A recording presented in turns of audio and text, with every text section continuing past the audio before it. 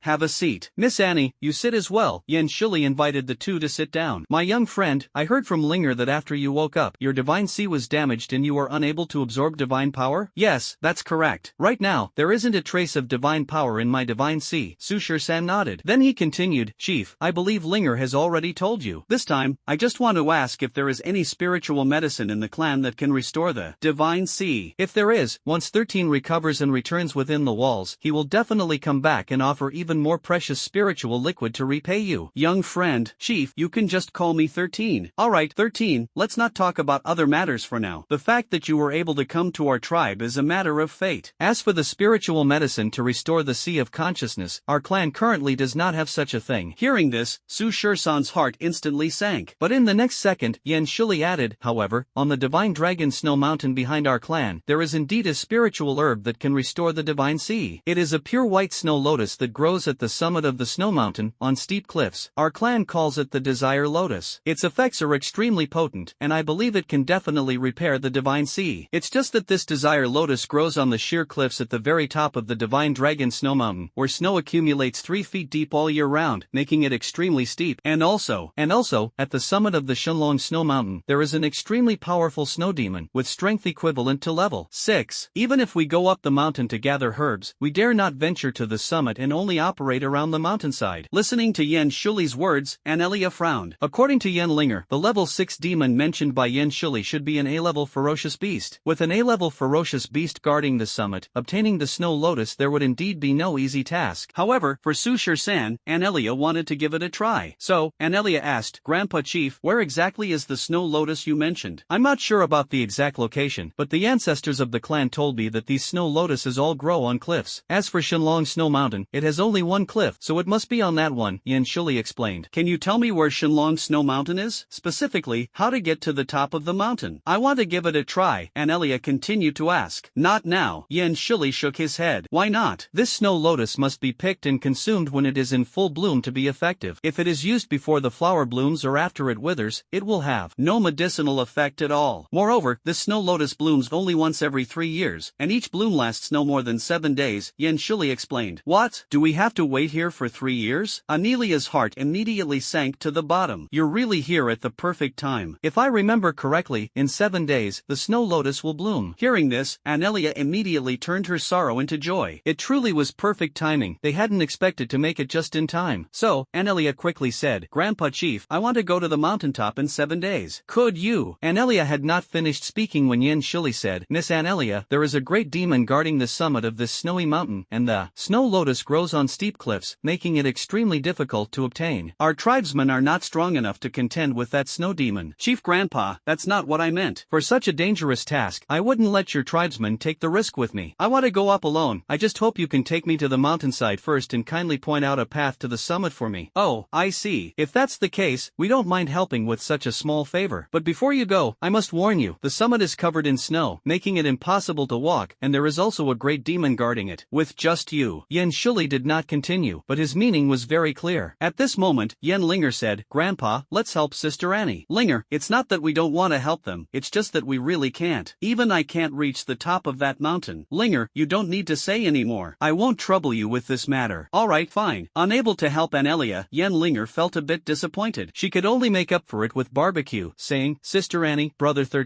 then come with me to eat barbecue outside. When we return, I'll ask my dad to take you to the snow mountain. After that, the group walked out of the house. Alright. Most of the houses where the Haiqing tribe lived were built with thatched grass and tree branches, arranged in scattered rows. Between 2 rows of thatched cottages, there is a large open space, which is where the Haiqing tribe usually cooks and eats. As for what they eat, it's quite simple. Most of it consists of meat-based foods, brought back by the men of the tribe from hunting. The women mostly stay at home sewing clothes or go nearby to dig for wild vegetables. The tribe has even started cultivating land to grow various wild vegetables. Today, the men in the tribe brought back a lot of game. The women in the tribe started fires to cook, preparing several pots of meat soup, various roasted meats, and wild vegetable soup. The leftover meat was smoked into cured meat to be stored for later consumption. Many people gathered together, chatting while eating. Meanwhile, the contract beasts signed by the tribal men were guarding the tribe at the village entrance. Most of these contracted fierce beasts are of E level, with some being D level and C level. However, there are only a few B level ones, which should be the contracted beasts of Yen Shuli, Yen Daom, and a few others. Actually, Su Shur-san was quite curious about how they managed to form contracts with these fierce beasts and make them obedient, given that they had no contract slots in their sea of consciousness and couldn't summon them. When he gets back, Su Shur-san is determined to ask about it properly. Under Yen Linger's guidance, Su Shur-san and Anelia joined Yen Linger's close clansmen to eat together. These tribespeople were very kind to Su Shur-san and Anelia, asking them many questions during the meal. After a short time together, Su Shur-san also grew fond of the people in the tribe. They were warm and hospitable, without hostility, and even Su Shur-san felt no need to be on guard. Everyone was very kind. After finishing the meal, Su Shur-san returned to the thatched hut Yen Linger had specially prepared for him. He also called Anelia over. Inside the house, Su Shur-san said to Anelia, Annie, in a few days, you'd better not go to that snowy mountain. It's too dangerous. Su Shur-san also asked Yen Linger. The snow demon they mentioned should be an A-level ferocious beast. With Anelia's abilities, trying to reach the mountain peak is indeed very dangerous. The key is, he couldn't accompany her because Su Shur-san couldn't even summon anything right now, and following Anelia would only be a burden. Su Shur-san didn't want Anelia to take the risk. In response, Anelia said, It's okay, I know what I'm doing. If we can't restore your strength, the risk of leaving the restricted area will be even greater. I have a flying summon beast, so picking a snow lotus from the mountaintop shouldn't be too difficult. But what if something happens? Why? Are you worried about me? Anelia looked at Su Shur-san with a half-smile. Sort of. After all, this matter is too risky, Su Shur-san said bluntly. What's there to be afraid of? We've already ventured into a restricted zone of 600 or 700 kilometers. What's a snow-capped mountain compared to that? Anelia snorted.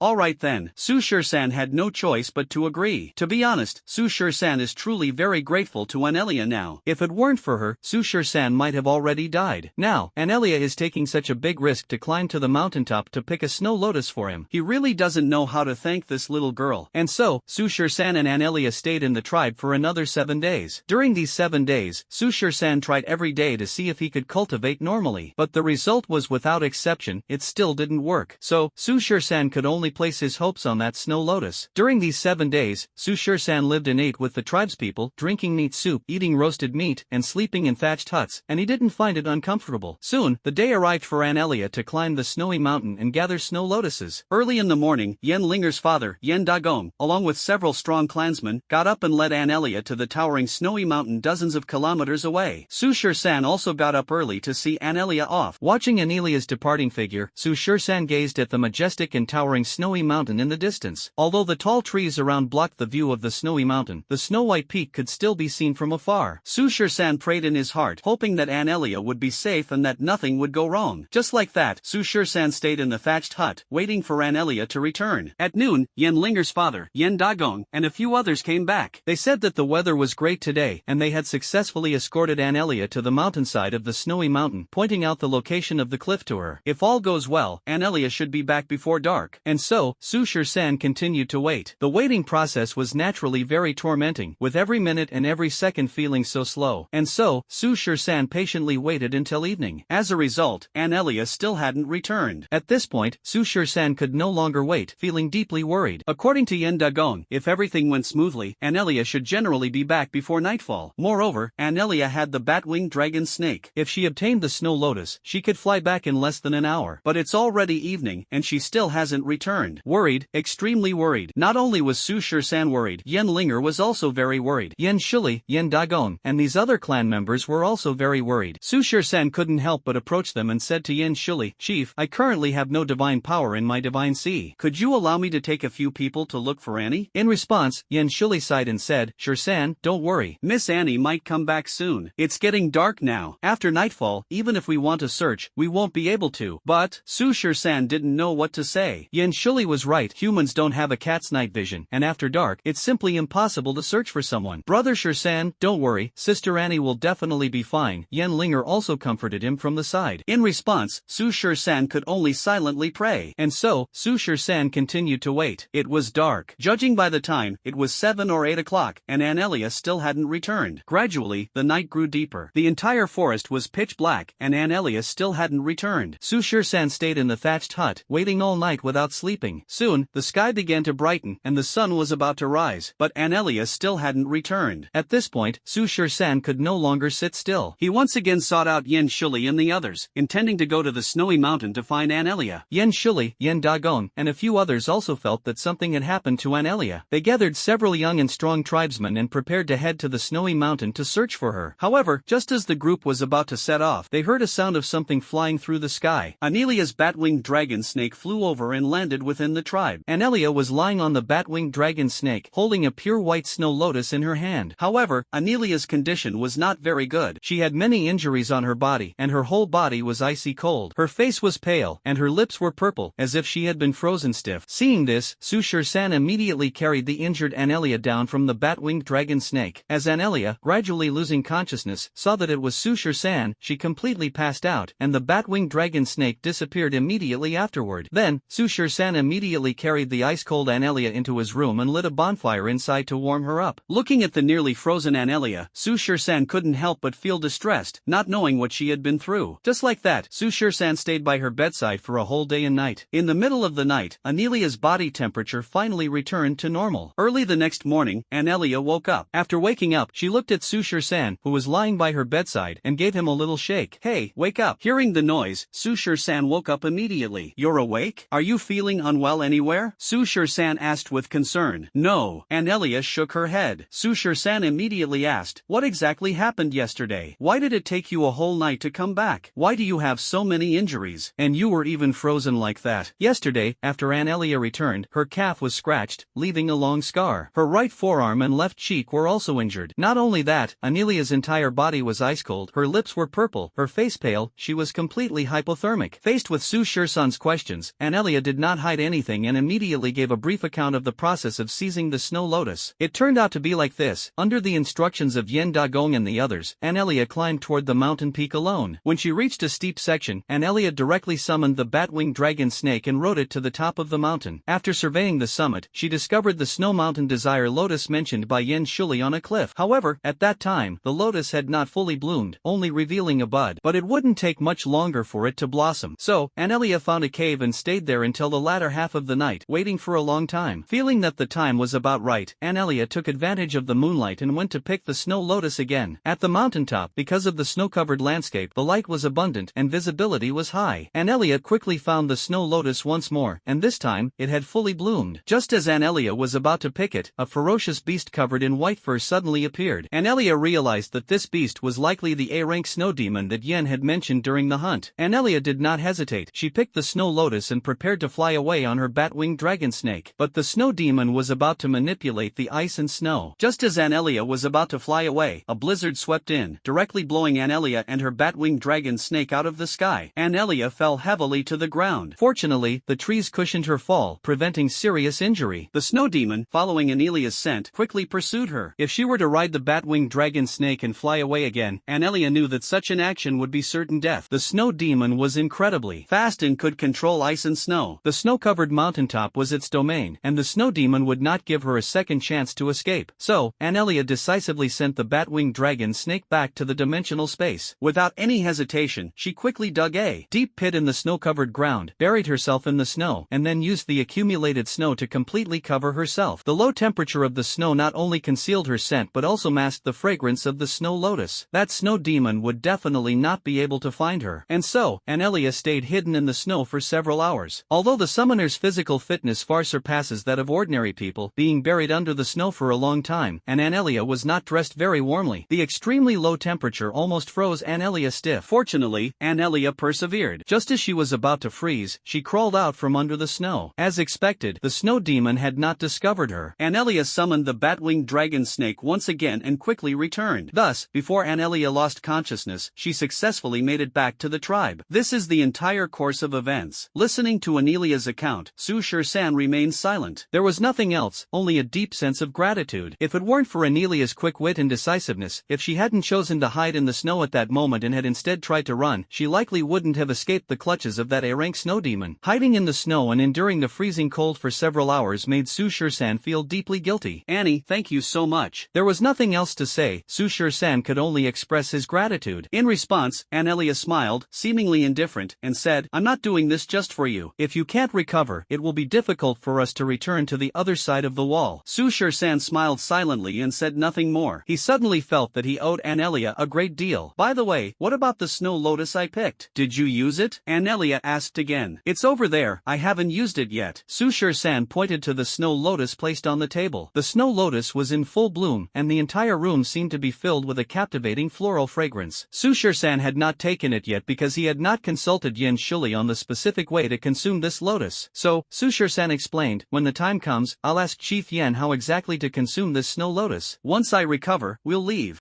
You'll definitely get better, Anelia said with hope. Outside the house, Yen Shuli suddenly called Yen Dagong into his room. He said to his son Dagong, has that little girl Annie woken up yet? Let's hope so. I don't know, Dad. I'll have Linger check on her later. Speaking of Anelia, Yen Dagong couldn't help but sigh in front of Yen Shuli. Dad, look at this young person who came from outside. She's so different from us. A little girl about the same age as Linger actually managed to escape from a level 6 great demon. It's simply incredible. Yen Shuli couldn't help but sigh as well. Yes, not only that, but that little girl also has a flying beast king. Looking across our entire tribe, we couldn't find a genius like her. Their Haiching tribe, along with the two surrounding tribes, although capable of cultivation, do not have contract slots in their sea of consciousness and can only sign contracts with ferocious beasts through special methods. This special method is telepathy. The process for them to contract ferocious beasts is as follows. To contract a specific beast, they must first capture it, confine it, gradually tame its wild nature, and finally attempt to communicate with it to establish telepathy. If the beast also establishes telepathy with you, a contract will automatically form in your sea of consciousness, allowing you to sign a contract with the beast. This method of contracting is extremely troublesome, and not only is it cumbersome, but the success rate of contracting is also very low. The probability is not only low, but the contracted ferocious beasts are often not of a high level. First, to contract with a ferocious beast, you must capture it, but how could Yen Shuli possibly capture high-level ferocious beasts? As a result, in their entire tribe of several thousand people, there are only 3 contracted B-level ferocious beasts. Therefore, Yen Shuli is particularly curious and fearful about the world Anelia mentioned. For this reason, Yen Shuli does not dare to harbor hostility toward Anelia. Moreover, Anelia and Su Shur-san are indeed harmless and pose no threat to their tribe. Additionally, he feels an inexplicable sense of closeness toward Su Shur-san. This sense of closeness feels like the kind shared between compatriots. Dad, do you think what that little girl Annie said about her world being inside a huge wall with tens of millions of people is true? She has no reason to lie to us. On this point, Yen Shuli had no doubts. If it's really true, I would love to see that world, Yen Dagong Dagong said with a sigh. One day, perhaps we will go there. By the way, Dad, what did you call me over for? I almost forgot the main thing. Reminded by Yen Dagong, Yen Shuli began to talk about the main matter. Great Bao, it's like this. That little guy 13 has no divine power left in his divine sea, right? That snow lotus can most likely treat this condition, but taking the snow lotus has a very fatal side effect. Side effect? Why haven't I heard of this before? This was told to me by an elder of our clan. I just remembered it now. Father, you mean I should go tell that little brother and warn him about the side effect of the snow lotus? That's right, it is. Then go say it yourself. Did you really need to call me for this? Couldn't you just call Linger? Yen Dagong said helplessly. You don't know anything. Do you even know what the side effect is? What? Eat too much and start farting or what? Nonsense. Come here, I'll tell you quietly. My dear father, why are you being so secretive? There's nothing embarrassing about saying it. You don't understand. Once I tell you, you'll get it. Afterward, Yen Shuli leaned close to Yen Dagong's ear and told him about the side effects and usage of the snow lotus. Yen Dagong's old face immediately turned red after hearing this. Father, this matter, no wonder you told me first. Alright,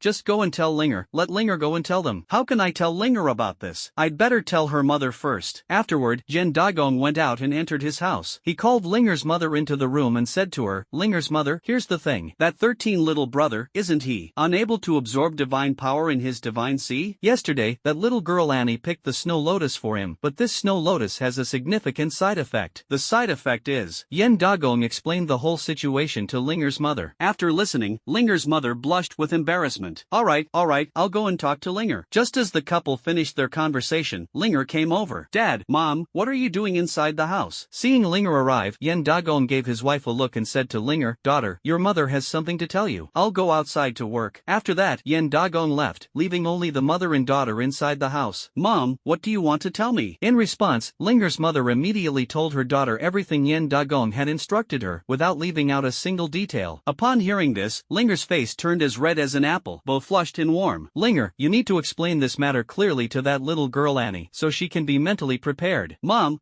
how am I supposed to tell Sister Annie about this? Hey, you're all young girls, there's nothing embarrassing about this. Alright, stop hesitating. Don't let that young man mistakenly consume the snow lotus again. Afterward, Linger's mother pushed Linger out the door, urging her to quickly go and tell Anelia. Linger had no choice. She went to Su Shirsan's thatched hut and happened to see Anelia awake, talking to Su Shirsan. Annie's sister, you're awake? Are you feeling any better? Linger stepped forward and asked with concern. Linger, don't worry, sister is fine. Anelia smiled at Linger. By the way, Sister Linger, there's something I want to talk to you about. Brother Shirsan, could you step out for a moment? Linger looked at Su Shirsan. Is there something that requires me to step aside? Su Shirsan asked, puzzled. This is a little secret between us girls, so of course you need to step aside. Su Shirsan? Alright, I'll head out then. Su Shirsan didn't ask further, as he happened to have something to discuss with Yen Shuli. After Su Shirsan left, Anelia also asked curiously, Linger, what do you want to talk to me about? Linger explained, Sister Annie, here's the thing. My mom just told me that the snow lotus you picked yesterday has a high probability of curing Brother 13, but it has a very significant side effect. Side effect? Anelia frowned. Why hadn't Yen Shuli mentioned this to her earlier? What kind of side effect? Anelia immediately asked. Well, it's like this. Yen Linger leaned close to Anelia and softly explained the side effects of the snow lotus to her, as well as the method of consumption and other details. After listening, Anelia's beautiful face turned red and flushed. She had not expected that the snow lotus would have such side effects. Annie's sister, my mother said that if we want Brother 13 to regain his strength, he must consume the snow lotus, and to consume the snow lotus, he must. Sister Annie, if you really don't want to, I can also choose someone for Brother 13 within the tribe. I think there will be someone willing. Yen Linger giggled. Well, I'll think about it. Anelia's voice was already as faint as a mosquito's buzz. Outside the house, Su Shirsan originally intended to find Yen Shuli to ask about the specific method of consuming the snow lotus, but instead, he ran into Yen Dagong. So, Su Shirsan asked Yen Dagong, Uncle Yen, I want to ask, how should the snow lotus be consumed? Does it need to be made into a medicinal liquid, or should it be taken directly? Well, it's like this. I've already told Linger how to use the snow lotus. You can ask Linger about it later. I need to go chop wood now. Oh, okay. Su Shirsan didn't think much about it. Since Linger knew, he would just ask her later. Su Shirsan wandered outside for a while. When he saw Linger come out, he immediately caught up and asked, Linger, wait a moment. I just asked your father, and he said you know how to use the snow lotus. Quickly tell me. I've already told Sister Annie. Go ask Sister Annie. I'm going to pick wild vegetables now. Before Su Shirsan could ask more, Linger ran off, her little face still flushed. How strange. Su Shirsan was somewhat puzzled. He walked into the room and asked Anelia. Annie, I just heard Linger say that she told you the method for consuming the snow lotus. Quickly tell me about it. Upon hearing Su Shur-san bring this up, Anelia explained, the method for consuming the snow lotus is very simple. You just crush the petals, leaves, and roots of the lotus and swallow them with water. Its medicinal power will spread from your stomach to your sea of consciousness, gradually restoring the energy within. Hearing that it was as simple as crushing and swallowing, Su Shur-san immediately said, so simple? Then I'll eat it right now. As he spoke, Su Shur-san reached out to take the snow lotus. Can't eat it now. Anelia immediately stopped him. Why? Su Shur-san asked in confusion. Anelia quickly explained, if you eat it now, the effect won't be good. You have to wait until the evening. Only when it's late at night can you eat it. That's how it is, huh? Alright then. Su Shur-san didn't think much of it, but he noticed that Anelia's face seemed very red, as if she had a fever. So, he asked with concern, Annie, are you okay? Why is your face so red? Do you have a fever? As he spoke, Su Shur-san walked to the bedside and touched Anelia's forehead with his hand to feel her temperature. He found that her forehead wasn't very hot, only her cheeks were. That's really strange. By the way, let me ask you something. Anelia pushed Su Shur-san's hand away. It's just, do you think I'm good looking? Ha? Su Shur-san looked at Anelia with a puzzled expression. What is it? Really can't understand. Why ask this out of the blue? But Su Shur-san still answered honestly,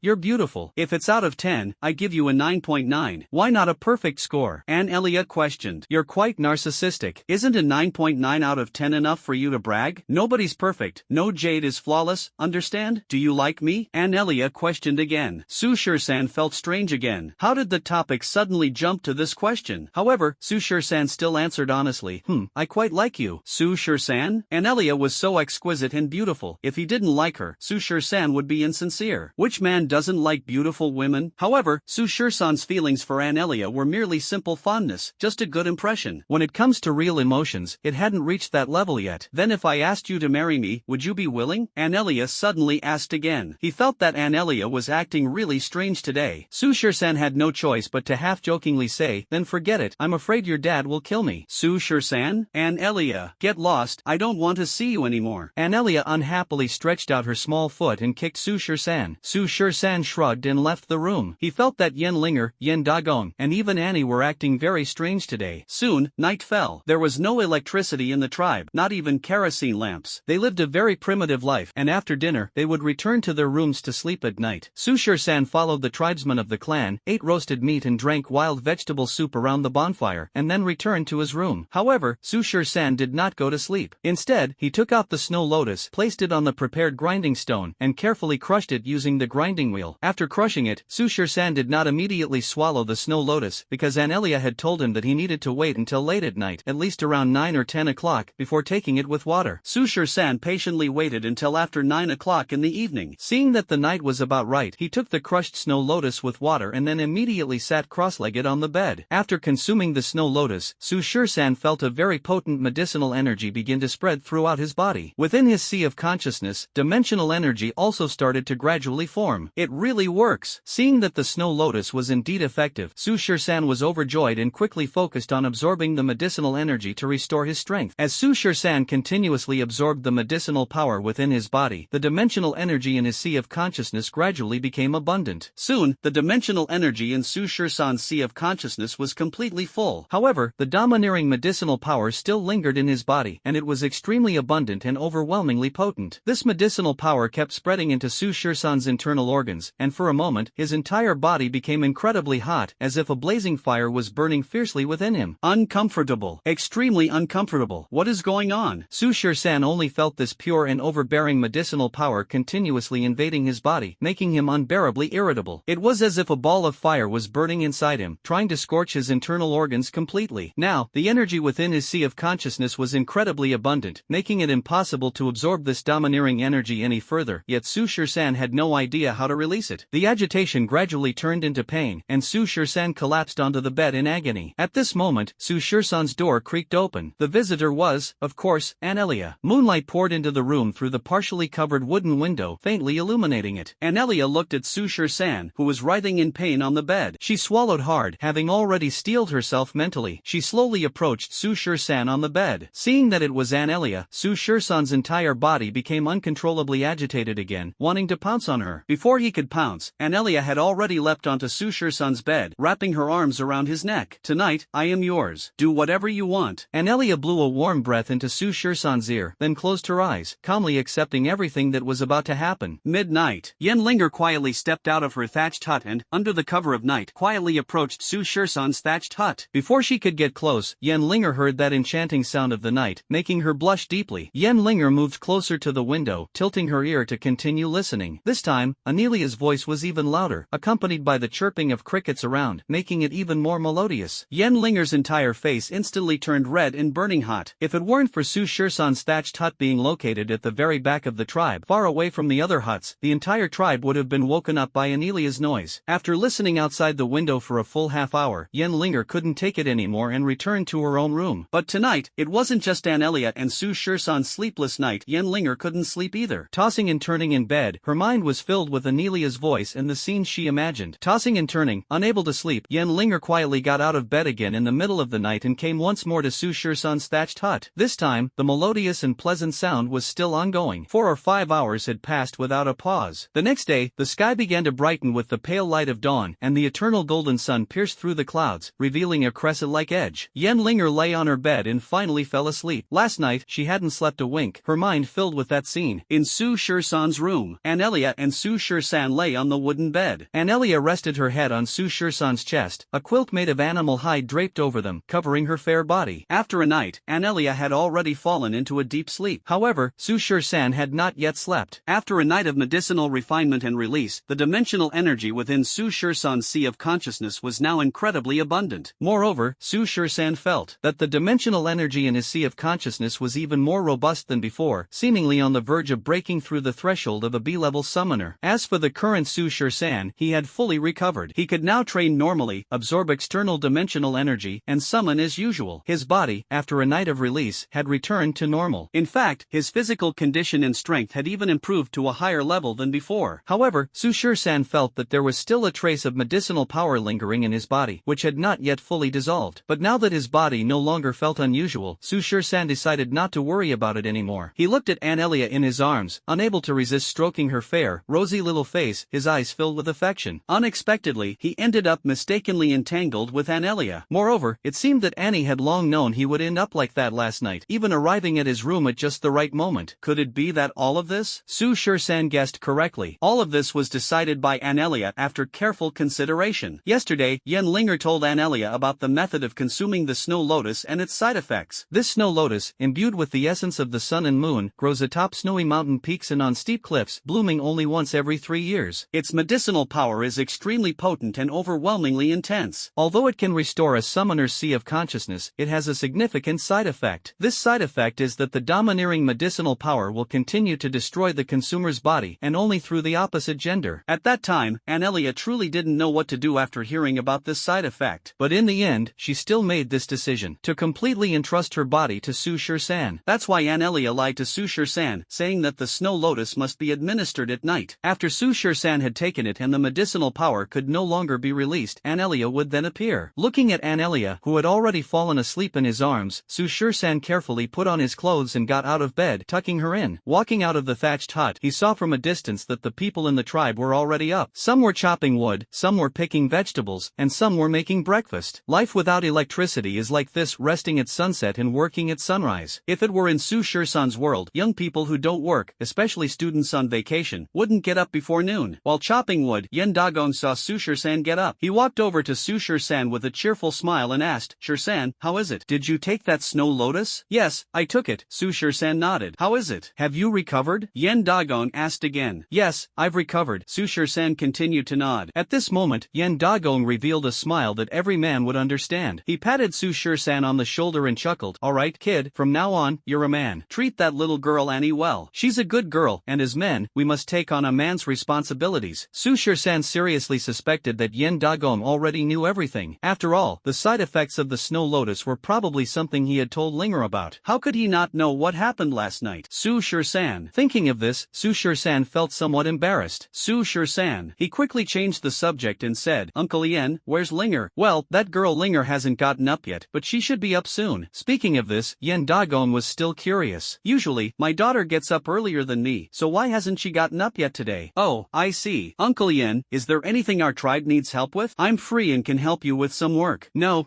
you just recovered. You don't need to do anything." laughing. No way, I've been eating and living here for free for quite a while. It's only right to do some work. Alright, how about this? You help me chop some firewood, and later we can have some meat soup together. Since the last time Jones came to the Dragon Kingdom to demand accountability, President Ethan personally ventured deep into the forest's Forbidden Zone to search for Su Shur-san and Anelia. As a top-tier SSS-level summoner, President Ethan moved through the Forbidden Zone as if it were uninhabited. Following the direction of Anelia's disappearance, he searched a vast area in a fan-shaped pattern, advancing 500 to 600 kilometers deep within just a few days. However, President Ethan still could not find Anelia or Su Shur-san. On the other side, Dragon Kingdom, Imperial Capital. As for why President Ethan did not continue deeper, it was because he did not believe that Anelia and Su Shur-san could have escaped that far. If the two of them could not be found in this area, it was highly likely that they were dead. The second reason was that the depths of the forest's restricted zone were fraught with danger. Even S-class beasts were very common, SS-class beasts were not rare, and there was even the possibility of encountering SSS-class beasts. Even though President Ethan was a top-tier SSS-class summoner, if he were unlucky enough to encounter two SSS-class beasts and got entangled with them, attracting more beasts, it would be difficult to extricate himself. 700 kilometers away lies the Forbidden Zone of the Forbidden Zone, where even SSS-level summoners dare not tread lightly. Coincidentally, the Haiqing tribe is located about 700 kilometers from the Forbidden Zone. If President Ethan ventured a few dozen kilometers deeper, he might have found Anelia and Su Shur-san. But the world is rarely so fortuitous. In the end, President Ethan still did not find Anelia and Su Shur-san. Afterward, he relayed this news back to the two nations of Dragon and Eagle. Hearing that even President Ethan couldn't find Su Shur-san, the people on the Dragon countryside, including Elder Li and Elder Chun, were deeply grieved. Even President Ethan couldn't find them, and with so many days having passed, it likely means that Su Shur-san and Anelia are dead. On Guyen's side, seeing that there was still no news of Su Shur-san, she felt deeply guilty and stayed in her room every day without coming out. Although the hunting competition still has 2 months left, the group has already captured an S-class beast, so even if they do nothing every day, they can still win the championship in the end. So, Li Feiyang, Hu Kai, Shin Xian'an, and others have not gone to hunt fierce beasts these days. Instead, they have been searching the forest together for any trace of Su Shur-san. However, relying on their strength alone and without 049 to guide them, they dared not venture deep into the Forbidden Zone. They could only search along the outskirts, hoping for that slim chance. On the side of the Imperial Capital Academy, Xia Kor had also long been aware of the news of Su Shur-san's disappearance. Although Su Shur-san joined the hunting squad, he would still contact Xia Kor via radio every few days. Since Su Shur-san went missing, it was naturally impossible for him to contact Xia Kor. At first, Li Feiyang and the others used Su Shur-san's radio to deceive Xia Kor, saying that Su Shur-san was inconvenient to answer the phone and managed to fool her. But later, how could they continue to fool her? So, they simply told Xia Kor about Su Shur-san's disappearance. Upon hearing about Su Shur-san's disappearance, Xia Kor almost broke down completely. She stayed in her room crying every day, her eyes swollen from tears. If it weren't for Chen Shi stopping her and constantly comforting her, Xia Kor might have sought to end her life. After Xia Kor learned about Su Shur-san's disappearance, it was naturally impossible to hide it from Lin Muxue, who lived next door. When Lin Muxue heard the news, the pain in her heart was no less than Xia Kor's. Every night, she couldn't help but cry in her room. Afterward, Lin Muxue directly requested an extended leave from the academy and, without informing anyone in the Lin family, personally went to the other side of the wall. On the Lin family's side, Old Master Lin was extremely dejected upon learning of Su Shur-san's disappearance. Ever since Lin Muxue and Lin Yaya from the Lin family were betrothed to Su Shur-san, Old Master Lin had been particularly spirited, believing that their family would undoubtedly have an extraordinary son-in-law in the future. However, just after the engagement, Su Shur-san disappeared, and it could even be said that he was most likely dead. How could he accept this? For a moment, Old Master Lin seemed completely drained of energy and spirit. Over at the Shin family, the situation was quite similar to that of the Lin family. Upon learning of Su Shur-san's disappearance, the Shin family was also deeply grieved. The little girl Shin Jiji was so stunned upon hearing the news that she locked herself in her room and refused to come out, no matter who called her. Little did they know, the supposedly deceased Su Shur-san was currently drinking meat soup and eating roasted meat, living quite leisurely inside the tribe. After the sun had risen high and even started to tilt westward, Yen Linger finally woke up. Seeing his daughter awake, Yen Dagong walked over and couldn't help but reprimand her. "Linger, why are you only getting up now? Do you know what time it is? Did you not sleep last night?" When Yen Daqiang was reprimanding, Su Shur-san was right next to him. Looking at Su Shur-san, Yen Linger instantly recalled the scene from yesterday. Her little face turned red in a flash, and she didn't dare to lift her head to look directly at Su Shur-san. She explained nervously, No, I just feel a bit unwell and wanted to sleep a little longer." "Unwell? Where does it hurt? Let your father take take a look? Now, it's all good. Goodness, I haven't eaten all day. Go have some meat soup quickly. In Su Shirsan's thatched hut, Anelia, who had been asleep for a long time, also woke up. After waking up, Anelia noticed that Su Shirsan was not beside her. She lifted the quilt to get up, only to realize she wasn't wearing any clothes, which startled her into quickly covering herself with the quilt again. Seeing her clothes neatly folded and placed at the bedside, it must have been Su Shirsan who tidied them up. Oh, because last night, she clearly remembered that her clothes had been thrown to the floor by Su Shirsan. Last night, Su Shirsan was evidently on the verge of losing control. Fortunately, Anelia acted quickly and personally took off her clothes cleanly, otherwise, they would have surely been torn to shreds by Su Shirsan. In that case, she figured she wouldn't have any clothes to wear and would have to wear Linger's beast skirt. The thought of returning home wearing a beast-hide skirt made Anelia cringe with embarrassment. She put on her clothes and got out of bed, but as soon as she took a few steps, she felt it, a sore ache in her thighs. Then, memories of last night flooded back. For a moment, Anelia's fair and exquisitely beautiful face turned red and burning hot. Holding onto the table and the wall, Anelia walked to the door, opened it, stepped outside, and realized it was already afternoon. Over there, Su Shirsan saw Anelia coming out from a distance and immediately ran over. Yen Linger, who was drinking meat soup, also quickly ran over. As Linger approached, she noticed Anelia leaning against the doorframe and asked with concern, "Sister Anelia, are you alright?" Anelia's cheeks flushed red again as she retorted, "What could possibly be wrong with me?" Hearing this, Linger couldn't help but purse her lips. She had listened all night long, for several hours straight. She remembered her own father and mother lasting at most an hour or so, and the next day, her mother couldn't even get out of bed. "By the way, Linger," Anelia added, "could you let your father and elder chief know that your brother Shirsan and I will be leaving in a couple of days?" If it weren't for her current mobility issues, which would take 2 or 3 days to recover, Anelia would have left with Su Shirsan right now. In response, Yen Linger quickly shook her head. "No, Sister Annie, you can't leave yet."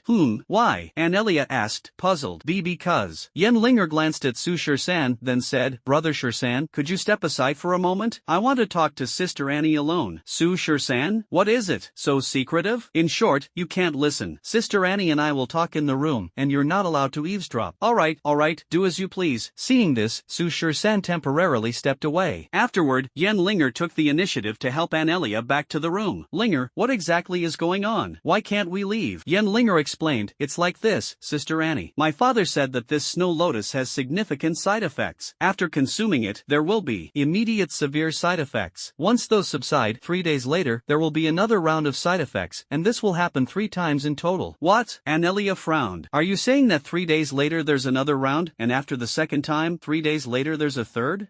Yes, that's what my father said." Yen Linger nodded vigorously. Anelia was somewhat speechless. "So, that meant you would have to stay here with Su Shirsan for a while longer." "Oh well, more than half a month had already passed. A dozen more days wouldn't make much difference."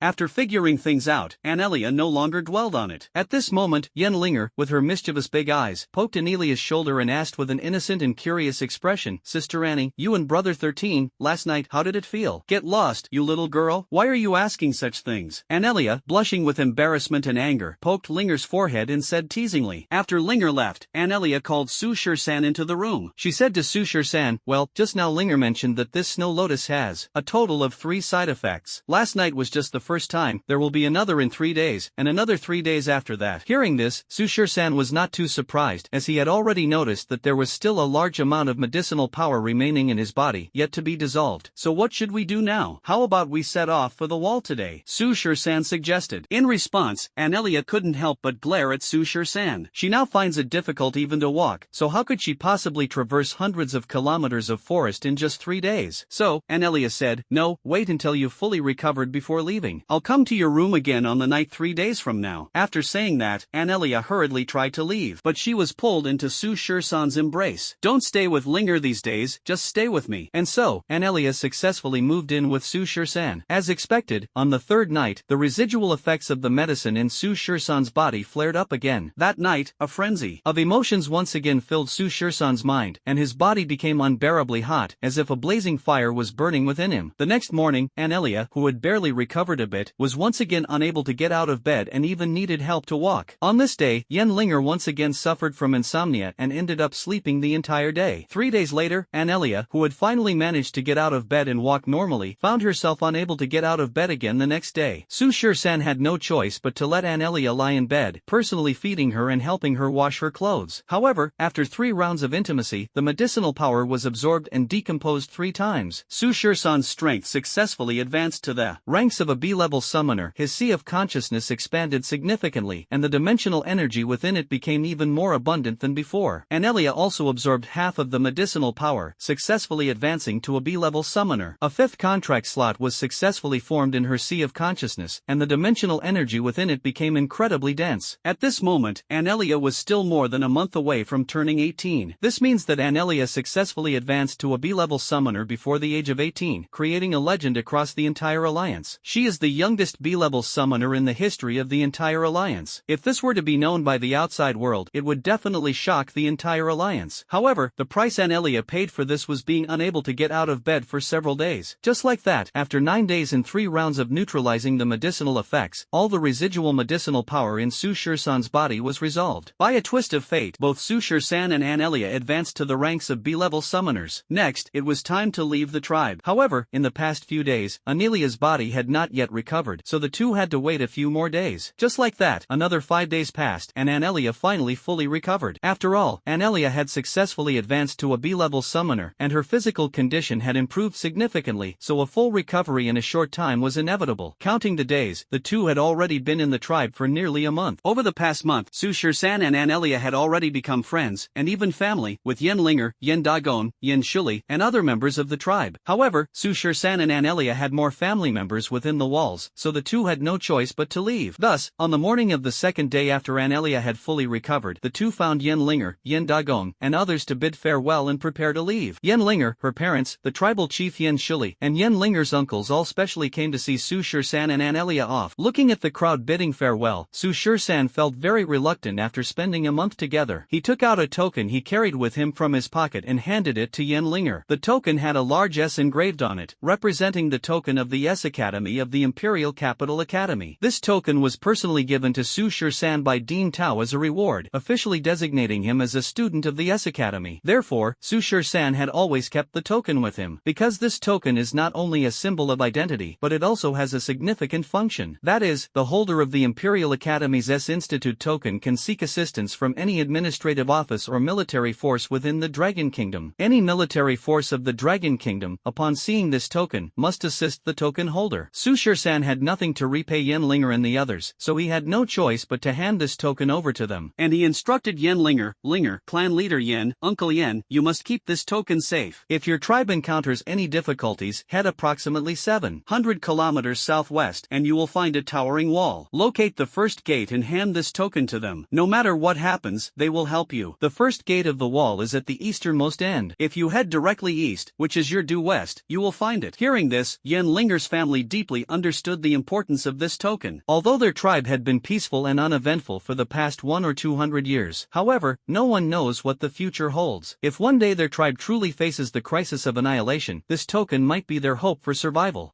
Brother 13, don't worry, I will definitely keep this token safe. Linger, Uncle Yen, Chief Yen, once we return to the wall, I will not reveal any information or the location of your tribe. I will never let outsiders disturb your peace. If I have the time, I will also come to visit you. Su Shursan solemnly promised again. After Su Shursan returns to the wall, he will certainly not expose the existence of Yen Linger and the others. Once this news gets out, it will spread like wildfire, and if it catches the attention of someone with ill intentions, it will be troublesome. Although Yen Linger's tribe is deep within the Forbidden Zone, who can guarantee that no one will ever break in? Therefore, Su Shursan is definitely going to keep the existence of the Haiqing tribe a secret. Don't worry, Shursan. I trust your character completely. Come visit here whenever you have time. This is your other home, Yen Dagong said, stepping forward and patting Su Shursan on the shoulder. During this month of getting along, Yen Dagong also regarded Annie and Su Shursan as family and naturally trusted the character of both Su Shursan and Anelia. Linger, Uncle Yen, clan leader Yen, Annie, and I will be leaving now. I'll definitely come to visit you when I have the chance. Alright, take these dried rations and smoked meat to eat on the road. Linger's mother handed Su Shursan a bundle containing some dried rations, berries, and smoked meat. Thank you. Su Shursan did not refuse this kind gesture, even though summoners could go without food and be fine for over 10 days. Then we'll be leaving. Goodbye, everyone. Su Shursan bid everyone a final farewell, then, accompanied by Anelia, set off in the southwest direction under the gaze of the crowd, leaving the tribe. After walking a considerable distance, Su Shursan summoned Plague Doctor 049 to lead the way ahead. The two of them sped along the path, heading back to the wall. The two did not ride Anelia's Batwing Dragon Serpent, despite its impressive speed, because within the Forbidden Forbidden Zone, riding a flying summoned beast is an act of courting death. That day, Anelia took Su Shur-san and fled, but it was merely by luck that they escaped to Yen Linger's tribe. If not for their fortune, the two would have likely died long ago. Therefore, in the Forbidden Zone, unless absolutely necessary in facing an almost certain death situation, it is impossible to ride a flying summoned beast into the sky, as that would only lead to a quicker death. Thus, the two could only rely on their legs to sprint all the way. However, the physical fitness of summoners is not like that of ordinary people. A distance of 700 kilometers can be easily covered in about 3 days. Thus, under the guidance of 049, Su Shur-san and Anelia swiftly headed southwest. At night, Su Shur-san and Anelia hid in the trees to take a brief rest, then continued their journey at dawn. In this way, 2 days passed. On the morning of the third day, the two had traveled about 600 kilometers, seemingly already out of the restricted area. Another 100 kilometers or so ahead, and they would be back at the wall. Having stayed with the Haiqing tribe for a month, he wondered how Gu Yun and the others were doing, whether news of his disappearance had reached the capital, and if that girl Xiaokur had found out. For a moment, Su Shur-san felt his heart in turmoil, wanting only to return quickly. When Su Shur-san continued walking forward with Anelia, he faintly heard the sounds of a fight ahead. Out of curiosity, Su Shur-san and Anelia followed the direction of the sound. After walking a short distance, Su Shur-san's gaze passed through the tall trees, and he saw from afar that 5 people were battling a ferocious beast in the forest. This ferocious beast turned out to be an A-level beast, a rock serpent. This rock snake is known for its dominance among A-level ferocious beasts. Its body is covered in a layer of earth-brown snakeskin, harder than millennia-old rock iron. Not only does it have high defense, but it can also manipulate the power of rocks, absorbing dust and soil from the ground onto its body to form incredibly hard rocks. This is akin to a boss with already extremely high defense wearing several pieces of defensive equipment, making its defense comparable to that of an S-level ferocious beast. Ordinary A-level summoned beasts, even those capable of controlling lightning with extremely aggressive attacks, would find it difficult to deal with the rock snake. As long as it is on land, the rock snake can manipulate the soil and dust beneath it to form layers of defense on its body. It is very difficult for any attack to harm it, unless it is an overwhelmingly powerful attack comparable to that of an S-level summoned beast capable of shattering all its defenses in one strike, thereby killing it. The 5 people fighting against this rock snake were wearing the uniforms of the Bear Nation's army, making it clear they were from the Bear Nation. They were all quite young, appearing to be around the same age as Shin Xianang, Hu Kai, and the others. Leading them was a stunning blonde-haired, blue-eyed beauty who looked a few years older than the others, seemingly around the same age as Gu Yun, about 27 or 28, exuding a more mature charm. The key point was that she was extremely beautiful, particularly resembling someone Su Shur-san had seen before. Sophia. That's right, it was Sophia whom Su Shur-san had encountered during the Summoner Tournament. At that time, during the arena match, Su Shur-san and Sophia even engaged in physical combat. This stunningly beautiful woman with blonde hair and blue eyes, and an extraordinary aura, had facial features almost identical to Sophia's. At first glance, one might think she was a grown-up version of Sophia. Just like Sophia, both of them were unrealistically beautiful, as if they had stepped out of a comic book. And this stunning beauty is also the only greatest summoner in the team. At this moment, she is controlling her 2 greatest summoned beasts, joining forces with the other 4 team members to hunt down the rock serpent. However, the rock serpent is famously resilient among great ferocious beasts. The dust and soil on the ground adhere to its body, forming layers of defense. The attacks from the 5, even those of the 2 greatest summoned beasts, fail to inflict any real damage on the rock serpent. For a time, a greatest summoner, for grade B summoners, and several summoned beasts were actually being forced into retreat by a single rock serpent. Not only that, the sounds of the fight had traveled far, and Su Shur-san could vaguely see many fierce beasts surrounding this place. If these 5 people were surrounded by a large number of fierce beasts, their chances of survival would be slim. What should we do? Should we save them? At this moment, Anelia asked Su Shur-san, who was beside her. Yes, let's look for an opportunity to act. If they get surrounded by the fierce beasts, it will be troublesome. Su Shur-san nodded and said. The 5 people were wearing the uniforms of the Xiong Nation's army. Judging by their age, Su Shur-san guessed that they were likely the Xiong Nation's hunting squad. As for the Long Nation and the Xiong Nation, the 2 countries had maintained friendly relations for years. Seeing the Xiong Nation's hunting squad in danger, Su Shur-san naturally had to step in to help. If it were a hunting squad from another country, Su Shur-san would probably just turn around and leave. If it were a hunting squad from the Hua Nation, Su Shur-san would definitely lure another wave of fierce beasts to give them an extra meal. Seeing more and more ferocious beasts surrounding them, Su Shur-san said to Anelia, Annie, do you have a way to trap that rock snake? Just for 3 or 4 seconds. That's not difficult. Anelia nodded. Since Anelia advanced to a B-level summoner, her contract beast, the Phoenix Forest Spirit, along with her Batwing Dragon Snake, had also successfully advanced to B-level summoning beasts in the dimensional space, greatly increasing their strength. Alright, let's make our move. move. As Su Shursan's voice fell, the two quickly approached the battlefield. Anelia mobilized the dimensional energy within her sea of consciousness, and a dimensional gate swiftly opened. Vines rapidly extended from the gate, winding toward the distant rock serpent. The rapidly growing vines instantly entangled the rock serpent's body and continued to grow, with more and more vines wrapping around it. This rock serpent, though renowned among A-level beasts with a defense comparable to S-level beasts, was naturally unharmed by Anelia's vines. However, restraining it for a few seconds was not an issue. This was because, ever since Anelia's Phoenix Forest spirit advanced to B-level, the toughness of these vines had greatly increased. Under the entanglement of the vines, it was truly difficult for the rock snake to briefly break free. After Anelia's Phoenix Forest god used vines to entangle the rock snake, the Bear Nation team members fighting the rock snake were momentarily stunned. The next second, they saw a black hole suddenly appear beneath the rock snake. As the space grew larger, the entangled rock snake fell into the black hole and instantly vanished from its original spot. This sudden scene immediately shocked the 5 team members from Bear Nation. Before they could figure out what was going on, Su Shursan's voice came through. "Hurry and follow me, a lot of fierce beasts are surrounding us. If we don't leave now, it'll be too late." Following the voice, the 5 of them looked over and discovered that it was actually 2 young people who appeared to be several years younger than them. But now was not the time for everyone to be puzzled. Although they didn't understand why the rock snake had suddenly disappeared, they knew that many fierce beasts were surrounding them. If they didn't leave soon, they would definitely be trapped. Moreover, this was the edge of the Forbidden Zone, extremely close to it, and could even be said to have already stepped halfway into the Forbidden Zone. Once surrounded, the consequences would be unimaginable. Thus, the 5 members of the Bear Nation team immediately followed Su Shursan and Anelia. Under the guidance of 049, the group circled around the edge of the Forbidden Zone. After 20 minutes of swift running, they finally escaped, leaving those ferocious beasts far behind. Seeing that everyone was safe, Su Shursan also stopped in his tracks and turned to look at the Bear Nation team members. At this moment, a Bear Nation team member, who appeared to be about the same age as Li Feiyan, stepped forward, clasped his fists toward Su Shursan, and said, "This young brother, and this beautiful lady, I am Yuxisai from the Bear Nation hunting squad. Thank you both for your timely rescue just now." After speaking, he pointed to the stunningly beautiful woman behind him who looked very much like Sophia. "These two are the captain of our hunting squad, Alina." At this moment, Alina also stepped forward and expressed her gratitude to Su Shursan and Anelia. "Thank you both for your rescue. May I ask which country you are from?" In response, Su Shursan introduced himself. "Captain Alina, hello. I am a member of the Dragon Country hunting squad, and my name is Su Shursan. This is Anelia, a member of the Eagle Country hunting squad." "The Dragon Kingdom's hunting squad?" Yux frowned. Puzzled, he asked, "If I remember correctly, isn't the Dragon Kingdom's hunting squad competing at the 3rd checkpoint stationed in the Wa Kingdom? This is the 2nd checkpoint area of the Stick Nation. What are you doing here?" "It's like this. Some time ago, the 2 of us got lost while hunting fierce beasts outside. We wandered in the forest for a long time, and today we accidentally ran into all of you." Hearing this, Alina and Yux's group of 5 were instantly shocked. Yux exclaimed, "Are you the Dragon Kingdom team member and the Eagle Kingdom team member who went missing at the 3rd checkpoint some time ago?" "Oh, you know about it too?" Su Shursan said in surprise. Hearing this, Alina, Yux, and the other 3 couldn't help but look at Su Shursan and his companion with strange expressions. They more than just knew. This matter had already spread to them. The teams from the 9 nations were all aware. It was said that after a team member from the Eagle Nation went missing, the Eagle Nation's President Jones personally went to the Dragon Nation to demand accountability, even alarming President Ethan. President Ethan personally ventured into the restricted area to search, but there was still no news. Everyone believed that Su Shursan and Anelia were dead, but unexpectedly, they encountered them today. Thus, Keys couldn't help but ask, "You two, I heard you went missing a month ago. How is it that you're here today?" The matter is complicated, it's inconvenient to say more," Su Shursan politely declined. In response, Yuka-sai did not continue to press further. At this moment, Alina, the team captain, couldn't help but ask, "You two, why did that rock snake suddenly disappear just now? How did you manage it?" Looking at the stunningly beautiful Alina, Su Shursan gave an apologetic smile. "I'm sorry, this is also my secret. Since everyone is safe and sound, we'll take our leave now." After speaking, Su Shursan turned and left with Anelia. Hey!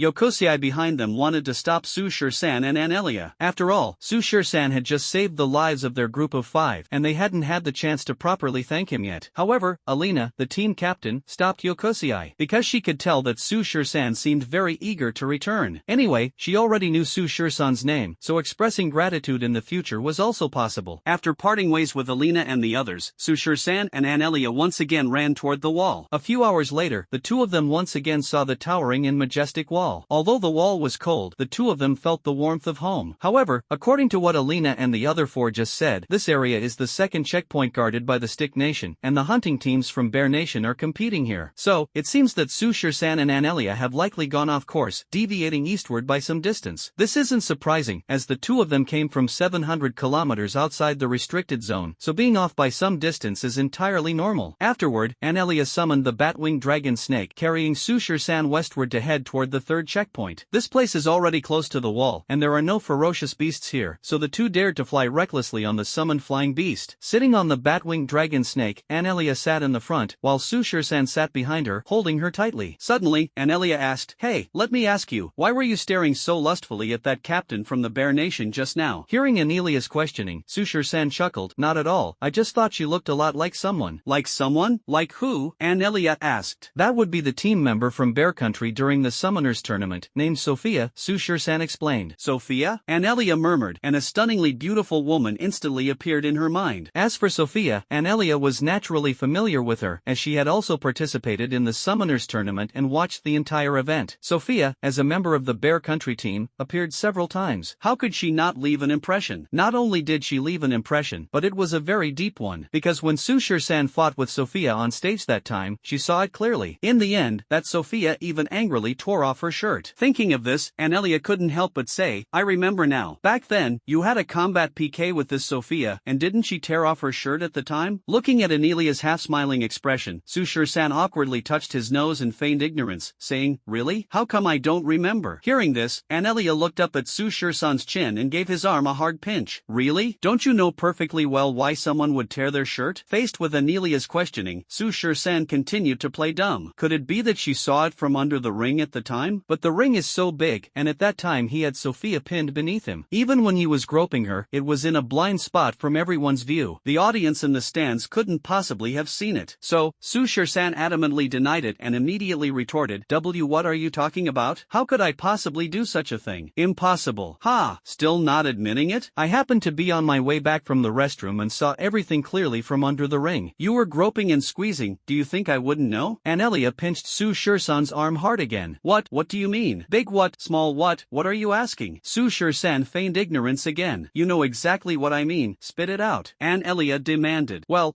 hers is probably bigger." "Why you, liar?" Anelia jabbed Su Shirsan's chest hard with her elbow, making him grimace in pain. "Then let me ask you again, who looks better, me or that Bear Country captain just now?" This kind of easy question was impossible for Su Shirsan to answer incorrectly, so he responded decisively and straightforwardly. "You look good. What about me and that Sophia?" "You're still the best looking. You're the most beautiful in the entire alliance."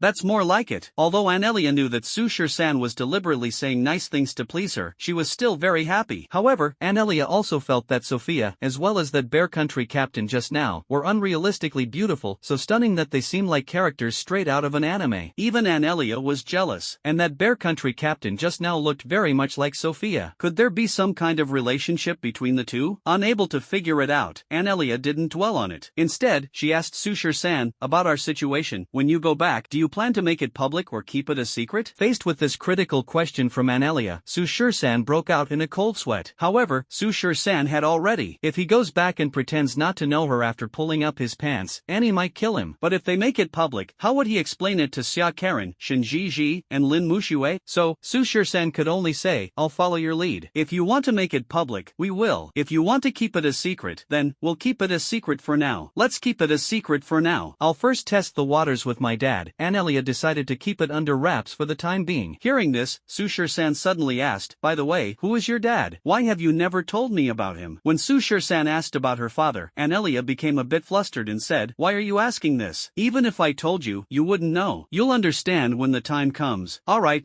I won't ask then. But if you tell your dad about this, make sure to say good things about me in front of him. I'm really afraid he might kill me," Su Shirsan said half-jokingly. "Don't worry, I'll definitely praise you in front of him. Then I can rest assured." The two chatted in the sky and soon flew to the third checkpoint where the Wa Kingdom's army was stationed. The Wa Kingdom soldiers on the wall conducted their routine inspection, but upon seeing Anelia's appearance and her summoned beast, they did not question anything and directly allowed the two to fly past. As the Batwing Dragon Snake slowly descended, Su Shirsan and Anelia landed steadily on the ground. At this moment, Li Feiyan, Hu Kai, and the others were preparing to leave through the checkpoint just as Su Shirsan spotted them. So, Su Shirsan called out to Li Feiyan and the others, "Big brother Li, brother Kai, brother-in-law, we're over here." In the distance, Li Feiyan Yang and his group couldn't help but pause their steps. Xiao Kai, Angzi, did someone just call me? Yeah, I heard it too. Someone called me Brother Kai. I also heard someone calling me brother-in-law. It sounded like 13's voice. Could it be a mistake? Has 13 returned? Everyone was puzzled and couldn't help but turn around for a look, just in time to see Su 13 and Anelia. Suddenly, everyone froze in place, their faces filled with disbelief. A whole month, an entire month. Commander Nya, Director He, and even President Ethan had searched the Forbidden Forest for a full month, yet there was no trace of Su Shur-san and Anelia. Everyone believed that Anelia and Su Shur-san were already dead, and they no longer held any hope. But today, Anelia and Su Shur-san appeared in front of everyone safe and sound. At this moment, everyone felt as if they were dreaming, or perhaps, seeing ghosts. Su Shur-san and Anelia saw Li Feiyang and the others in a daze, so they walked toward them. As they walked closer, they were still in a daze. Hey, why are you all standing there dumbfounded? We finally made it back, and this is the expression you give us? Su Shur-san nudged his brother-in-law's shoulder. Even if he and Anelia had been missing for a month, there was no need for them to look like they'd seen a ghost. No way. 13, is it really you? You actually didn't die? The crowd gathered around him as if they'd seen a ghost, touching and pinching Su Shur-san, as though trying to determine whether he was human or a spirit. You're the one who's dead. Here's what happened. Annie saved me and then flew to the Forbidden Forest area. She happened to discover a very hidden cave and took me there to hide. At that time, I was unconscious for more than 10 days. When I woke up, I found myself seriously injured. Fortunately, Annie went outside and found a spiritual herb for me. After taking it, I gradually recovered, and then Su Shur-san explained the whole sequence of events to the crowd, describing it vividly, as if it were entirely true. Of course, all of this was fabricated by Su Shur-san to conceal the truth about their accidental intrusion into the Haiqing tribe. After listening to Su Shur-san's account, everyone understood. It turned out that Su Shur-san had been seriously injured and had been recuperating in a cave, unable to return. He had to wait until he recovered, which caused a 1-month delay. After hearing this, Li Feiyang, Hu Kai, and the others immediately embraced Su Shur-san. Brother 13, you've truly worked hard. We really owe you an apology. Yes, if it hadn't been for you staying behind that day and letting us leave first, we wouldn't have survived. Brother 13 is blessed with great fortune. I knew you wouldn't die. Everyone hugged and kissed Su Shur-san, leaving him completely at a loss. By the way, brother-in-law, where's Captain Gu? Why haven't I seen her? Li Feiyang explained. Ever since you and Annie went missing, the captain has been blaming herself. She's been locking herself in her room without eating or drinking for many days now. Hearing this, Su Shur-san quickly said, then take me to see Captain Gu right away. Afterward, surrounded by the crowd, Su Shur-san went to the walled room to find Gu Yun. Li Feiyang, Hu Kai, and the others repeatedly expressed their gratitude to Anelia. Su Shur-san saved them, and Anelia saved Su Shur-san. Indirectly speaking, Anelia was also their lifesaver. Moreover, in such a critical moment, Anelia remained calm under pressure and successfully brought Su Shur-san out alive, earning their deep admiration and making them feel deeply ashamed. A group of grown men, yet at a crucial moment, they were not as capable as an 18-year-old girl. Alright. Surrounded by the crowd, Su Shur-san arrived in front of Gu Yun's room. Li Feiyang directly knocked on the door and called out to Gu Yun inside. Captain Gu, I've got good news for you. Brother Shur-san is back, right outside the door. As soon as Li Feiyang finished speaking, the door creaked open. The one who opened the door was naturally Gu Yun. At this moment, Gu Yun's face showed a hint of weariness. The instant she opened the door, she saw Su Shur-san standing outside. At that moment, Gu Yun was still a bit dazed, thinking she must have been seeing things. After all, everyone believed that Su Shur-san and Anelia were already dead and couldn't possibly still be alive. The next second, Gu Yun suddenly threw herself excitedly onto Su Shur-san, hugging him tightly. At this, everyone present was completely dumbfounded. Li Feiyang, Hu Kai, and the others stared wide-eyed in disbelief at Gu Yun in Su Shur-san's arms. Was this still the domineering regiment commander they knew? Why did it feel like she had turned into a wronged little girl? Su Shur-san was also at a loss due to Gu Yun's sudden embrace. He nervously glanced at Anelia behind the crowd and found that she was looking at him with a faint, amused smile. Su Shur-san then glanced at his brother-in-law, Shin Xian'an, who was glaring at him with a murderous look, seemingly gritting his teeth in anger. Frightened, Su Shur-san quickly pushed Gu Yun away. At this moment, Gu Yun also realized that her actions were too out of line. She hurriedly and nervously explained, "No, sorry, I was just too excited. It's so wonderful that you and Annie are still alive. Captain Gu, we made you worry. We should have returned earlier, but I was seriously injured at the time and could only hide. It's good that you made it back alive." Gu Yun wiped the corner of her eye with the back of her hand, her eyes slightly red and moist. She then looked at Anelia behind the group and stepped forward to embrace her tightly. "Annie, you're safe too. That's wonderful. What happened after you escaped with 13? Why did it take you so long to return?" "Sister Gu, here's what happened. That day, after I escaped with this guy, 2 flying beasts were chasing us, so I flew straight toward the Forbidden Zone. phone. Anelia also recounted the fabricated story by Su-13 to Gu-yun. Upon hearing that the two had hidden in a cave for a month, with Su-13 severely injured and unconscious for over 10 days, causing the delay in their return, Gu-yun did not suspect anything. She is now only happy. Afterward, Gu-yun quickly relayed this news via radio to Commander Nye's side. Upon hearing the news of Su Shirsan's successful return, Commander Nye immediately informed the tribunal. Su Shirsan also returned to his room at the first opportunity and contacted Xia Kor via radio, reassuring her not to worry. After receiving Su Shirsan's radio transmission and hearing his voice again, Xia Kor cried uncontrollably on the other end. Su Shirsan had to repeatedly comfort her, and in the end, it was Chen Shi who hung up the call. Before hanging up, Su Shirsan instructed Chen Shi to have Kor contact Ji,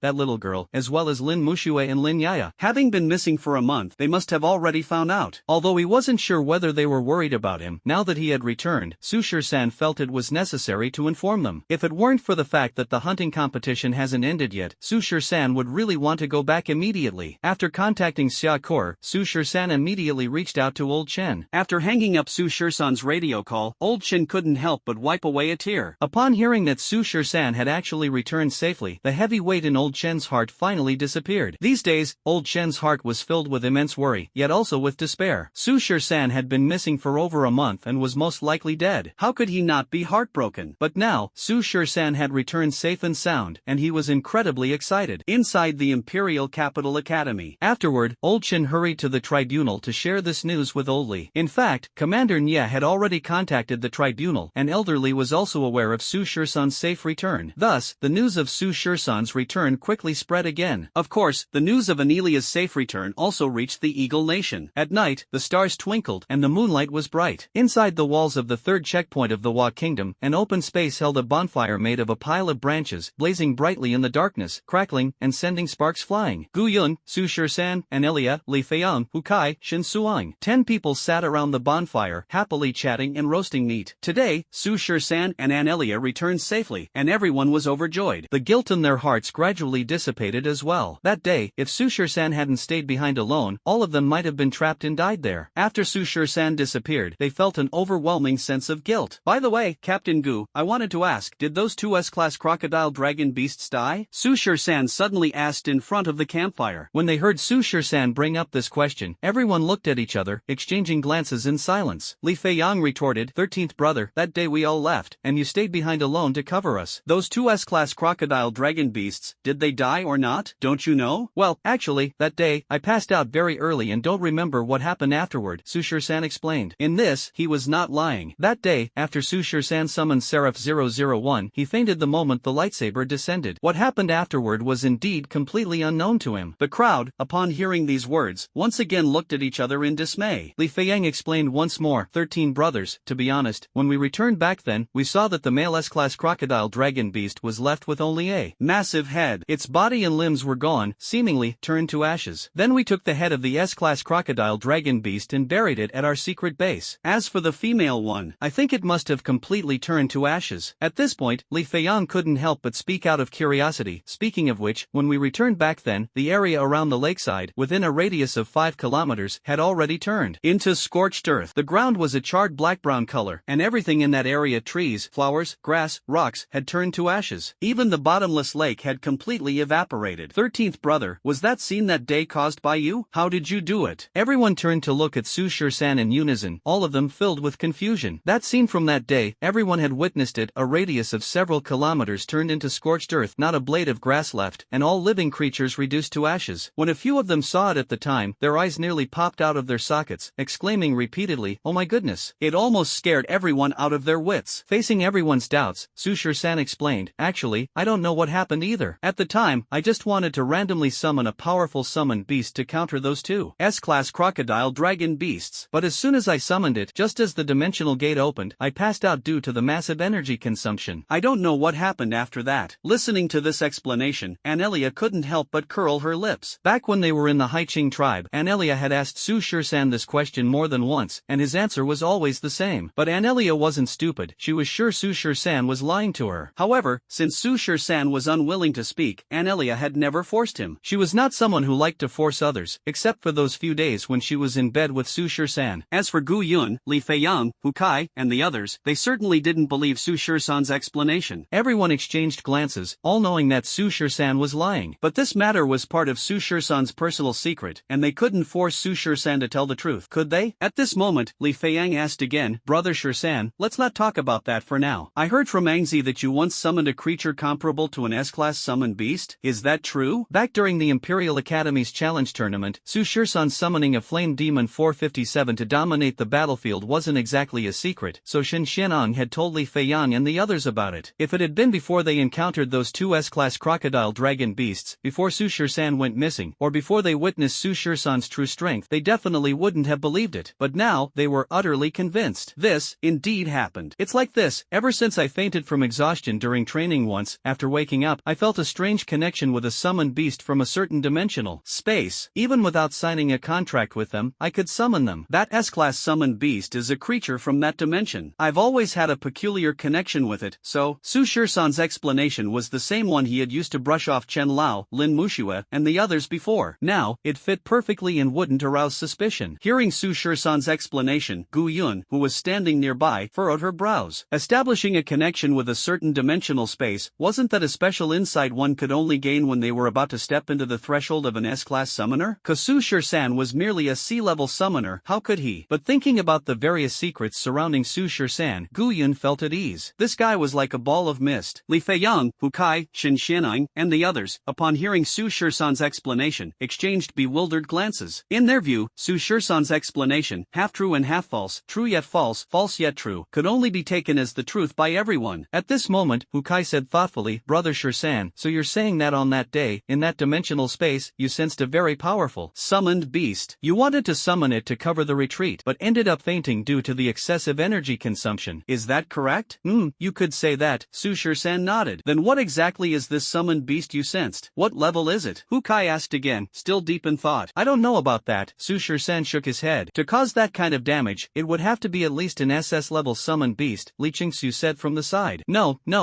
An attack capable of instantly killing an S-level crocodile beast would have to be at least an SSS level summoned beast. Luo Xiong offered a different opinion. But regardless of the opinions and speculations, at this moment, everyone's hearts were filled with immense shock. Su Shur-san, a summoner with a level even lower than theirs, was actually able to summon such powerful summoned beasts. Recalling the intense battle with the crocodile dragon beast horde that day, Su Shur-san's 3 summoned beasts withstood over a dozen A-level crocodile dragon beasts, especially the evolved mosquito lady at the end, which, in just half a minute, annihilated over a dozen A-level crocodile dragon beasts, truly terrifying. There was also the giant lizard capable of evolving while fighting, equally terrifying, and the decayed old man who could release black corrosive liquid. At that time, the A-level peak pseudo-beast king suddenly disappeared, and Li Feiyang and the others felt it was the doing of that strange decayed old man. This guy's summoned beasts, each one is more monstrous and freakish than the last. It really makes you feel like comparisons between people can be deadly, and comparisons between goods can make you want to throw things away. Brother 13, back then, we thought you were just a pretty boy who got into our hunting squad through connections. We never expected you to be so capable. I really misjudged you, Li Feiyang remarked with emotion. Yeah, if I had known Brother 13 was so strong, I would have cleaned myself up and clung to his coattails long ago. You can still wash it clean now. Ha ha ha ha ha. Everyone chatted and laughed together, talking about many things. Most of the time, they talked about Su Shur-san and his summoned beast. Su Shur-san, however, responded perfunctorily, mixing 3 parts truth with 7 parts falsehood. It wasn't that Su Shur-san was unwilling to tell them the truth. This was his own secret, one he could never share with anyone. The orange firelight reflected on Su Shur-san's face. In front of the bonfire, Gu Yun silently watched Su Shur-san, who was earnestly answering everyone's questions, without saying a word, her thoughts unknown. While eating roasted meat, Su Shur-san suddenly thought of those trifoliate spirit-gathering herbs and the twin lotus on a single stem. So, Su Shur-san asked Gu Yun, Captain Gu, did you guys manage to get those trifoliate spirit-gathering herbs and the twin lotus on a single stem? Hearing Su Shur-san bring this up, Gu Yun replied, yes, they're all with me, untouched and well preserved. We've all been waiting for your return. At this moment, Li Feiyang also said, that's right, 13 has returned safely. Let's divide those 3-leaf spirit herbs among us. Exactly, during the last fight for the spiritual herbs, 13 contributed the most. Let's let Brother 13 choose first. My share is not needed, just give it directly to Brother 13. I don't need mine either. Why not just give all those trifoliate spirit herbs to Brother 13? Without him, we wouldn't even be talking about trifoliate spirit herbs, we probably would have died there. Listening to everyone's discussion, Su 13 immediately said, brothers, there are so many trifoliate spirit herbs, I can't use them all by myself. Besides, the Academy has already given me plenty plenty of medicinal liquids that I haven't used yet. How about this? Let's divide these trifoliate spirit herbs equally among everyone, and the rest we can hand over to the tribunal. Alright, we'll follow your suggestion. Everyone had no objections to Su 13's proposal. At this moment, Su Shur-san looked at Gu Yun and said, Captain Gu, you are now an A-level summoner. That twin lotus is most beneficial to you, so you should take it and use it. Try to advance to S-level summoner as soon as possible. Gu Yun originally wanted to refuse, but the others immediately chimed in. That's right, Captain Gu, please don't decline. That twin lotus is meant for you. Exactly, we are all currently B-level summoners. Using the twin lotus would be a waste for us. Yes, that twin lotus is most suitable for Captain Gu to use. Seeing everyone's and Su Shur-san's firm attitude, Gu Yun had no choice but to accept. Actually, Gu Yun wanted to give this twin lotus to Su Shur-san.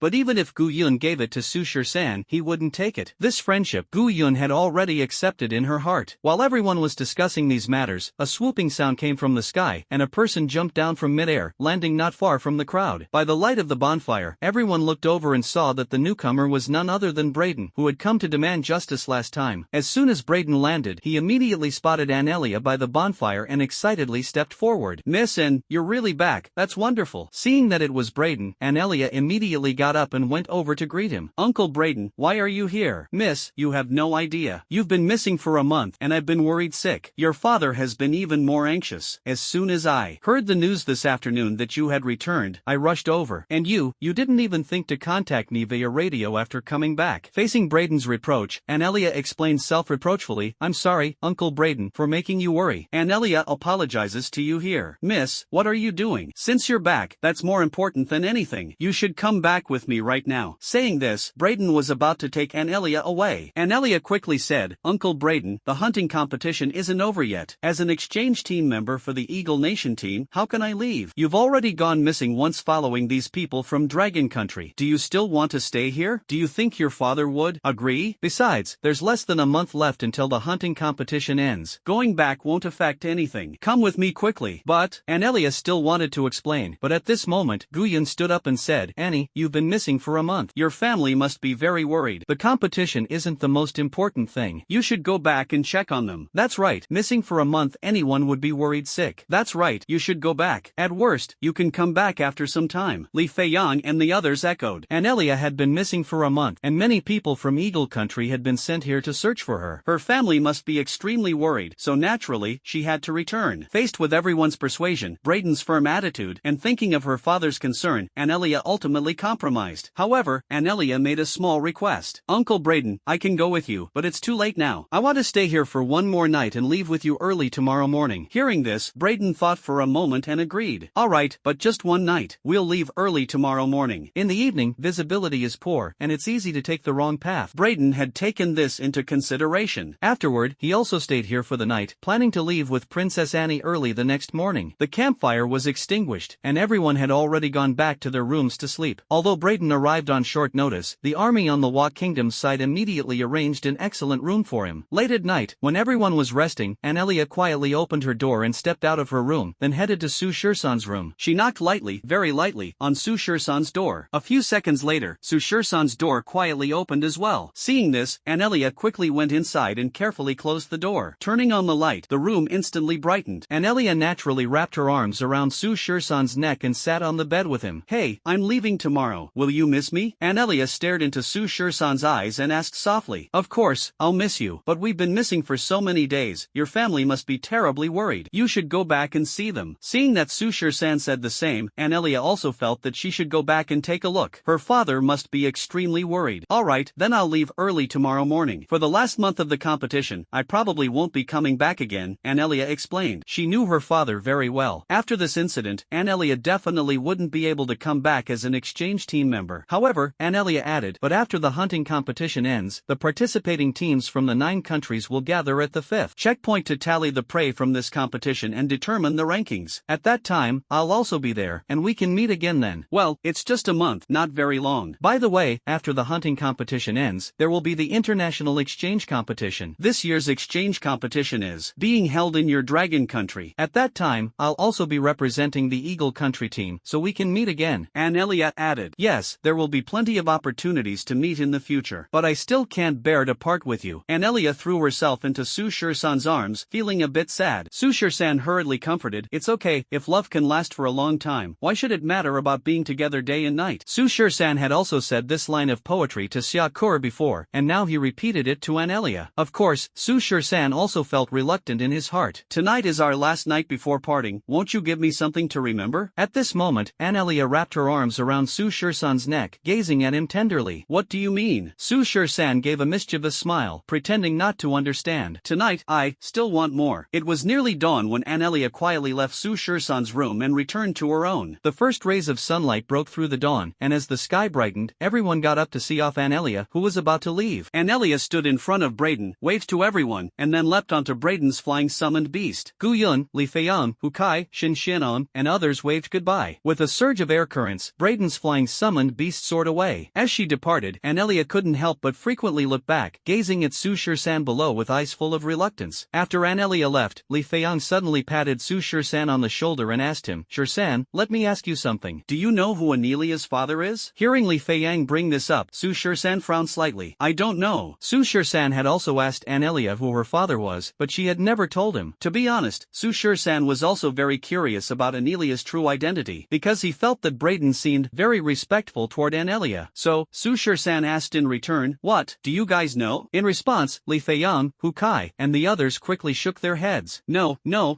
we don't know either." Li Feiyang, Hu Kai, and Shin Xianong indeed didn't know, but they had guessed a thing or two, because when Anelia disappeared, Brayden personally came to demand accountability. Jones, the president of Eagle Nation, personally went to Dragon Nation to demand accountability, and Ethan, the president, personally went to the restricted area to search. All of this indicated that Anelia's identity was extraordinary. However, no one had actually asked Anelia, and Anelia had never brought it up, so everyone was merely speculating. In response, Su Shur-san shook his head and casually said, "Who cares about her identity? Even if she's the daughter of the president of Eagle Country, so what? Exactly, who cares about her identity?" Su Shur-san had already been with her, so even if Anelia were the daughter of the president of Eagle Country, Su Shur-san would still have to bite the bullet and meet her father. If it's a blessing, it's not a curse. If it's a curse, you can't escape it. Regarding this, Li Feiyang and Hu Kai exchanged glances but said nothing. Ever since learning yesterday that Su Shur-san had returned safely, Sakura cried for several hours, transitioning from wailing to soft sobbing, and finally fell asleep in Chen Shi's arms, only waking up this morning. Upon waking up again, Sakura felt completely refreshed. Even the air seemed sweet. During the days Su Shur-san was missing, Sakura could hardly sleep at night, crying in her room every day. If it weren't for Chen Shi's constant comfort, Sakura probably wouldn't have been able to hold on. Seeing Sakura awake, Chen Shi couldn't help but tease, "Core, now you can rest assured, right? I told you that 13 is lucky and won't die. Look at you, not eating or drinking these past few days, crying every day. Anyone who didn't know better would think you were his little wife." "Not at all, I wasn't that sad," Sakura said shyly, contradicting her true feelings. Little did she know, the trace of joyful smile at the corner of her mouth was impossible to hide. "Not that sad? Ha, my dear, your eyes have been swollen for days. If 13 came back now, he'd definitely say you look awful," Shenshi continued to tease. On the other side, inside the Imperial Capital Academy. "Ah, are my eyes swollen? How come I didn't know?" Sakura, like a startled little rabbit, hurried to the mirror to check herself. What she saw shocked her. Since Su Shur-san disappeared, Sakura hadn't looked in the mirror. Seeing herself in the mirror today, she found her hair messy, her face haggard, her eyes swollen from crying, and bloodshot. She looked completely unwell, as if she were sick, and very unattractive. "Ah, I look terrible. No,